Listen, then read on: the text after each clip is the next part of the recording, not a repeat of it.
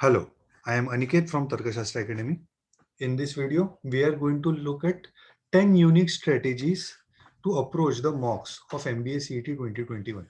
है ना, तो जो MBA CET के टॉपर्स रहते हैं, जो JBIMS जाते हैं, सिडनम जाते हैं, वो कौन से डिफरेंट स्ट्रेटेजीज इम्प्लीमेंट करते हैं while solving the mocks and eventually in the final exam, वो हम देखने वाले हैं, है ना. Now strategies are very much important क्योंकि कैसा है, जो सिडनम एंड JBIMS में है ना, वो डिफरेंस जो है वो नॉलेज का डिफरेंस नहीं है. The difference is of strategy only. ठीक है ना.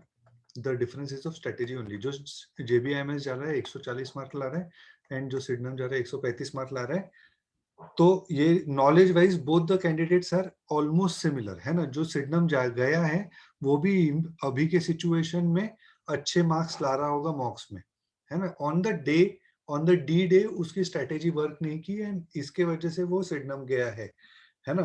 नहीं तो नॉलेज वाइज तो जो लेवल ऑफ स्टूडेंट्स जाते हैं knowledge wise in both this college are kind of similar only. ठीक है, क्योंकि सिडनम जाना भी उतना इजी नहीं है. Obviously the level in of difference in these two colleges is too high, है ना. JB is one of the top 10 institutes and Sydenham is one of the top 25-30 institute. तो डेफिनेटली डिफरेंस है, salary में difference है, brand name में difference है, but जो level of student जाता है उसमें बहुत ज्यादा डिफरेंस नहीं है. एंड जो स्टूडेंट सिडनम गया है वो इवेंचुअली वो प्रिपेयर कर रहा था JBIMS के लिए, बस उसकी लास्ट डे पे डी डे पे स्ट्रेटेजी वर्क नहीं की and that is why he has gone into Sydenham, है ना. आई एम नॉट सेइंग कि Sydenham is a very bad college. I am actually an alumni of Sydenham institute of management, but we know that JB is definitely one of the top 10 institutes, तो उसका brand name कुछ अलग है. ठीक है ना. तो ये जो डिफरेंट स्ट्रेटेजीज है जो टॉपर्स अप्लाई करते हैं वो क्या होती है वो देखते हैं. ठीक है ना. तो I am going to share 10 different strategies. ऐसा जरूरी नहीं है कि सिर्फ 10 ही डिफरेंट स्ट्रेटेजीज हो सकती है. There can be multiple different strategies. पहले मैं स्ट्रेटेजीज क्या हो सकती है वो बताता हूँ, फिर उसमें और क्या चेंजेस आ सकते हैं वो बताता हूँ. ठीक है. तो पहली strategy for those who are strong in LR and decent in all other sections. तो वो सारे सेक्शंस पे थोड़ा थोड़ा मार्क्स चुरा के लाएंगे, है ना. तो LR में 30 मार्क्स लेके आएंगे, टाइम 30 क्वेश्चन टारगेट करेंगे एंड 25 मार्क्स लाएंगे. First and foremost thing, you have to divide the paper into 7 sections. One is LR, which includes all the questions other than puzzles. Then the other section is puzzles, then non-verbal reasoning, quantitative aptitude, data interpretation, VA, RC, है ना. तो ऐसे 7 different sections में हम divide करेंगे. ठीक है. अगर कोई स्टूडेंट LR एंड पजल्स में स्ट्रांग है तो he will give good amount of time to LR, है ना. अभी आपको आप किस कैटेगरी में फॉल करते हो उसके बेसिस पे आपको देखना पड़ेगा. फिर non verbal reasoning also. If you are good with LR, start with LR section, क्योंकि कैसा एक साइकोलॉजिकल इम्पैक्ट रहता है उसका. Let us say you are good with LR section and you start with verbal section, तो verbal section तो आपका poor है या फिर अच्छा नहीं है. You are going to lose out on marks in verbal section and eventually you will lose out on confidence in verbal section, जिसके वजह से वो इम्पैक्ट आपका जो स्ट्रॉन्ग सेक्शन है LR का सेक्शन फॉर एग्जाम्पल उसमें करने वाला है. तो इट इज रेकमेंडेड कि यार तुम हमेशा जो तुम्हारा स्ट्रॉन्ग सेक्शन है उससे ही स्टार्ट करो. ठीक है. तो फिर इस हिसाब से वो मतलब आरसी में फिर 2 ही आरसी सॉल्व करेंगे, डीआई में 3 सेट्स ही करेंगे कि यार डीआई आ गया तो पूरे 4 सेट सॉल्व कर लिया, ऐसा नहीं. क्वांट में सारे क्वेश्चंस नहीं, सिर्फ 15 क्वेश्चन को टारगेट करेंगे, है ना. पजल्स में 5 सेट ही टारगेट करेंगे, पूरे 7-8 सेट्स के पीछे नहीं पड़ेंगे, है ना. इस हिसाब से जो कैंडिडेट LR में स्ट्रॉन्ग है एंड डिसेंट है बाकी इसमें, है ना. Now this strategy is for those who are strong in LR and weak in QADI, and who are strong in LR and weak in QADI. तो ठीक है, LR में अगर strong हो, अभी तुम QA तो skip करने वाले हो ना, है ना. तुमने सुना होगा कि यार बहुत सारे लोगों की बहुत सारी कहानियां सुनी होगी कि पूरा कॉन सेक्शन छोड़ के आ गए, पूरा वर्बल सेक्शन छोड़ के आ गए, है ना. ऐसी बहुत सारी कहानियां सुनी होगी. तो वो लोग क्या करते हैं, अगर तुम कौन सेक्शन छोड़ स्किप करने वाले हो तो यार तुमको LR सेक्शन में टाइम अलॉट ज्यादा करना पड़ेगा क्योंकि वो तुम्हारा स्ट्रॉन्ग सेक्शन है, उसमें 7 में से 6 सेट सॉल्व करने पड़ेंगे, एलआर के सारे क्वेश्चंस को टारगेट करना पड़ेगा, ठीक है, डीआई के 2 सेट्स तो कम से कम करने ही पड़ेंगे, है ना, क्योंकि पूरा ही 50 क्वेश्चन कौन के छोड़ के आगे ऐसा नहीं हो सकता है। फिर वीए में आपको टाइम इंक्रीज करना पड़ेगा एंड वीए में से मार्क्स चुरा के लाने पड़ेंगे, है ना। Now what are these 120 marks? These are the level or these are the marks which the candidate who is going to JPIMS is scoring right now, है ना। Let us consider कि एक महीने बाद सीईटी की एग्जाम है, तो जो बंदा अगले महीने 140 मार्क्स लाने वाला है, वो अभी 120 125 मार्क्स ला रहा होगा, ये मैं बोलने की कोशिश कर रहा हूँ। फिर इससे हमको स्ट्रेटेजी डेवलप करनी पड़ेगी। ये तो मैं अभी क्या स्ट्रेटेजी आपने अप्लाई करनी चाहिए वो मैं बता रहा हूँ, है ना, and how to try to improve your score, ठीक है ना। अगर आपको जेबीआईएमएस जाना है तो अभी तुमको 120 125 के रेंज में आना पड़ेगा, तो जाके महीने भर में 10-15 मार्क्स बढ़ेंगे एंड फिर आप जेबीआईएमएस जाओगे, है ना। ये 10-15 मार्क्स है ना, ये 10-15 मार्क्स नॉर्मल नहीं है, ये ऊपर के 10-15 मार्क्स है ना। ये ऊपर के 10-15 मार्क्स बढ़ाने के लिए ना बहुत मेहनत लगती है, उसमें आपको हर एक छोटे छोटे जगह से मार्क्स चुरा के लाना पड़ेगा। एनवीआर में से 1 मार्क लेके आ गए, आपको डीआई में से 8 में से 8 नहीं 2 10 क्वेश्चन सॉल्व करके आ गए, एक एक दो दो मार्क चोरी करके लाना पड़ेगा, उसके लिए स्ट्रेटेजी बहुत काम में आती है, ठीक है। फिर अगर आप स्ट्रांग हो एलआर सेक्शन में एंड वीएआरसी सेक्शन में वीक हो, तो आरसी तो पूरा क्या पूरा स्किप कर दो, है ना। वर्बल सेक्शन के जो बचे हुए क्वेश्चंस है उनको 10 मिनट में ऊपर ऊपर से देखो, है ना। तुमको वैसे भी वर्बल आता नहीं है, ठीक है ना, बट एकदम ऐसा ग्रामर यूसेज का वर्ड यूसेज का एकदम बेसिक सा क्वेश्चन आ गया, है ना, तो वो ऊपर ऊपर से आपको देखते आना है एंड क्वेश्चंस मार्क करते आना है आपको अपने आप।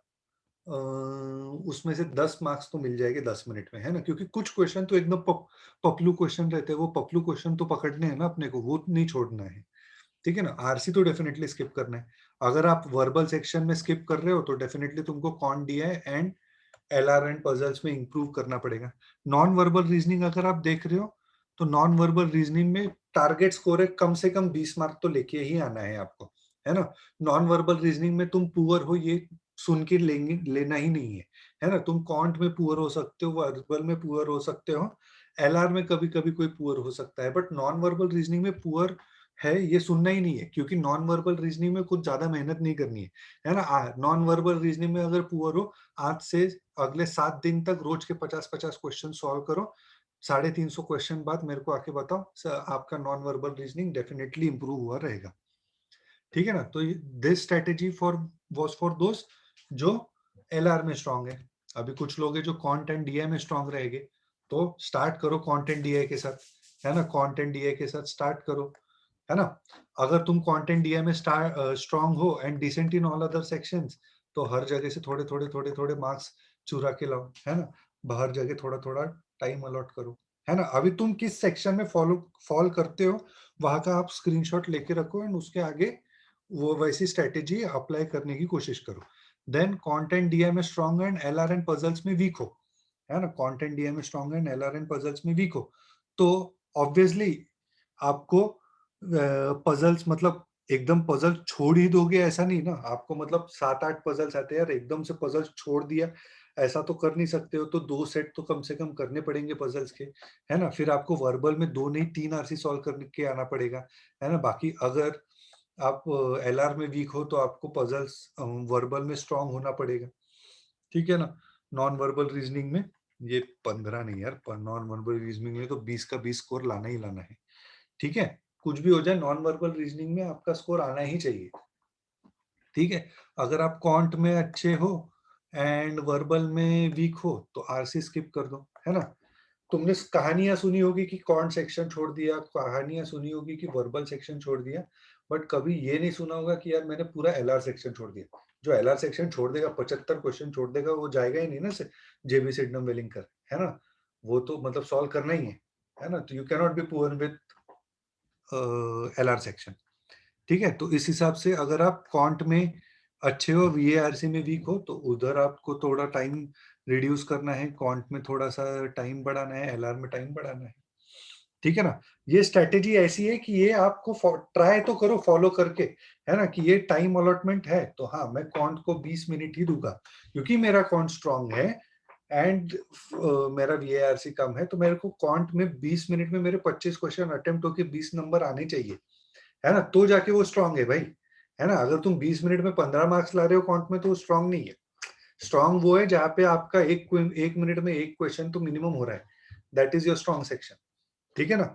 तो ये टाइम अलॉटमेंट, एकदम स्ट्रिक्टली ये टाइम अलॉटमेंट फॉलो करो। स्ट्रिक्टली आप ये पेपर को 7 सेक्शंस में डिवाइड करो एंड उसके बेसिस पे टाइम अलॉटमेंट दो। ठीक है, नेक्स्ट आता है अपना VARC। If you are strong in VARC, then start with VARC, है ना? Verbal ability and reading comprehension, इससे आप स्टार्ट करो, है ना? अभी एक बार जिस सेक्शन में आप स्ट्रांग हो उसी पे आप स्टार्ट कर रहे हो, उसके आगे का सेकंड स्ट्रॉन्गेस्ट सेक्शन में आप फिर सेकंड नंबर पे जाओगे, थर्ड स्ट्रॉन्गेस्ट सेक्शन में थर्ड पे जाओगे, एंड लास्ट में एकदम लीस्ट स्ट्रॉन्गेस्ट सेक्शन में आप जाओगे, है ना? इस हिसाब से आपको जाना है ना? मतलब ऐसा, मतलब ये ऐसा जरूरी नहीं है कि आप VARC के में स्ट्रांग हो तो VARC के बाद NVR, NVR के बाद LR, LR के बाद पजल्स, फिर क्वांट, क्यू एंड फिर DI, ऐसा नहीं। अगर आपका VARC के बाद QA DI है तो फिर सेकंड नंबर पे इसको रखो ना, उसके उस हिसाब से आप उसको अप्लाई करने की कोशिश करो, है ना? उस हिसाब से आपको करना पड़ेगा।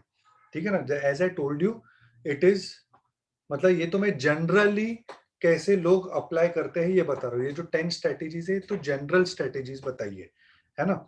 अभी इंडिविजुअली स्ट्रेटेजीज डेवलप करनी पड़ती है, अभी individually section by section, topic by topic strategy develop करनी पड़ती है ना? तो अभी अगर आप VARC सेक्शन में हो, VARC स्ट्रांग है आपका, तो यार VARC में अच्छे नंबर लेके आओ, है ना? 40 के ऊपर तो नंबर आने चाहिए अगर तुम्हारा स्ट्रांग सेक्शन है तो। ठीक है, एंड फिर बाद में आप बाकी सेक्शन में वैसे थोड़े थोड़े टाइम डाल के थोड़े थोड़े नंबर चुरा के ला रहे हो। ठीक है, फिर आप VARC में स्ट्रांग है, LR में पजल्स में वीक हो, अरे अगर आप वीक भी हो ना तो भी आपको LR में पजल्स थोड़े बहुत तो सॉल्व करने ही पड़ेंगे, है ना? थोड़े बहुत तो पजल्स आपको सॉल्व करने ही पड़ेंगे। ठीक है, ये चीज, ये अगर आप इस कैटेगरी में सेट होते हो कि मेरा VARC स्ट्रांग है एंड QADF वीक है, तो तुमको इतने पार्ट का स्क्रीनशॉट लेके रखना है एंड इसको नेक्स्ट मॉक में, नेक्स्ट 2-3 मॉक्स में अप्लाई करके देखना है, तो जाके आपका स्कोर इंप्रूव होगा। ठीक है ना? आप अगर QADI में वीक हो तो DI तो स्किप करना पड़ेगा, फिर आपका वो जो टाइम बचेगा वो आपको LR में डालना पड़ेगा, है ना? इस हिसाब से आपको स्ट्रेटेजी डालनी पड़ेगी। अभी कुछ लोग रहते हैं वो एकदम फ्लक्चुएशन स्ट्रेटेजी लेते हैं कि यार मेरा स्ट्रांग तो है, मैं सारी सेक्शंस में स्ट्रांग हूँ, बट मेरा है ना फेड अप हो जाता हूँ, मैं एक ही चीज करते करते फेड अप हो जाता हूँ, यार मैं नॉन वर्बल रीजनिंग करते करते पूरा फेड अप हो जाता हूँ, तो मैं 10 क्वेश्चन करता हूँ नॉन वर्बल रीजनिंग के और फिर बाद में 15 क्वेश्चन के लिए बाद में आता हूँ, है ना? मतलब अभी मैं एक एग्जाम्पल दे रहा हूँ, है ना, कि एक बंदा है जिसके पजल्स बहुत स्ट्रांग है ना? वो पजल्स अच्छे से सॉल्व कर लेता है, बट वो पजल के ऊपर पजल के ऊपर पजल करते गए ना तो फेड अप हो जाता है ना? ऐसे सिचुएशन में वो स्टूडेंट्स क्या करते हैं कि पहले 2 पजल सॉल्व कर लिए, फिर घूम के गए 2 DI के सेट सॉल्व कर लिए, फिर घूम के गए 2 एनवीआर सॉल्व करके आ गए, फिर VA सॉल्व करके आ गए, पजल फिर से पजल्स पे गए, 2 पजल सॉल्व करके आ गए, फिर पजल्स पे गए थे तो बाकी के LR सॉल्व करके आ गए, फिर से बचे हुए 2 पजल्स, क्योंकि कैसे उनको एक ही चीज करते-करते वो फेड अप हो जाते हैं, फिर फेड अप हो गए तो फिर उनको कुछ तो चेंज चाहिए रहता है। It is not a recommended strategy, but one of our students, he is implementing this strategy and getting good results, है ना? अभी कैसा है, ये मेरे रेकमेंड करने या नहीं करने से स्ट्रेटेजी अच्छी है बुरी है नहीं होती, वो तो स्टूडेंट के लिए कैसे इम्प्लीमेंट होती है एंड कैसे उसको वो अच्छा रिजल्ट देती है उस पर डिपेंड करता है। एक स्टूडेंट है हमारा, he is scoring good by using this strategy, है ना? उसको एनवीआर नॉन वर्बल रीजनिंग उसको एकदम परेशान हो जाता है कि यार 25 क्वेश्चन नॉन वर्बल रीजनिंग के वो एक गो में करने गया तो उसका बहुत टाइम वेस्ट हो जाता है, तो वो क्या करता है, पहले 15 क्वेश्चन करता है नॉन वर्बल रीजनिंग के, फिर दूसरे सेक्शन में जाता है, थोड़ा सा फ्रेश होके फिर से नॉन वर्बल रीजनिंग में आता है, बचे हुए 10 क्वेश्चन करता है ना? इस हिसाब से वो फ्लक्चुएट करते रहता है। स्ट्रैटेजी उसके लिए काम करती है तो अच्छी बात है ना। स्ट्रैटेजी थोड़ी स्ट्रैटेजी थोड़ी पूछी जाएगी ना, एंड में तो 140 नंबर पूछे जाएंगे, वो कैसे भी लाओ तुम अभी। ठीक है ना? So these are various strategies. अभी ये स्ट्रैटेजीज एक ही स्टूडेंट के लिए, मतलब ये 10 ही स्ट्रैटेजी से ऐसा जरूरी नहीं है ना? ऐसा किसने बोला कि यार मैं LR एंड पजल्स दोनों में वीक हूँ? ऐसा हो सकता है ना कि यार मैं LR में स्ट्रांग हूँ एंड पजल्स में वीक हूँ, ऐसा हो सकता है मैं क्वांट में स्ट्रांग हूँ, डीआई में वीक हूँ, आरसी मेरे को अच्छे बनते हैं, वर्बल मेरे को नहीं जमता, इवन वर्बल के अंदर मेरे को वोकेबलरी बेस्ड क्वेश्चन नहीं जमते एंड ग्रामर बेस्ड क्वेश्चन अच्छे जमते हैं, है ना। तो हर एक स्टूडेंट का section by section, topic by topic बहुत डिफरेंट स्ट्रेटेजीज बनती है and it is one of our USPs. We conduct one on one mock analysis for the students. मतलब ऐसा नहीं है कि एक स्टूडेंट को मतलब 100 लोगों को बैठा के एक बार मॉक एनालिसिस कर लिया, वैसा नहीं। हर एक स्टूडेंट के साथ इंडिविजुअली बैठते हैं and we try to develop the strategy for them, है ना। Majority, I mean many students have joined us only for one on one mock analysis, कि भाई हमारी स्ट्रेटेजी डेवलप कर दो। It is one of our USPs where we develop. Definitely knowledge is important, but अगर आपको final convert करना है तो आपको नॉलेज प्लस स्ट्रेटेजी दोनों चाहिए। Knowledge is given by almost everyone. We give knowledge and strategy both, है ना। So if you want to join us for one-on-one mock analysis, you can connect to us, है ना। These are the platforms where we are available: YouTube, Facebook, and Instagram. Or you can visit our website tarkashastra.co.in or send a WhatsApp message on any one of these two numbers. Thank you so much. Jai Hind.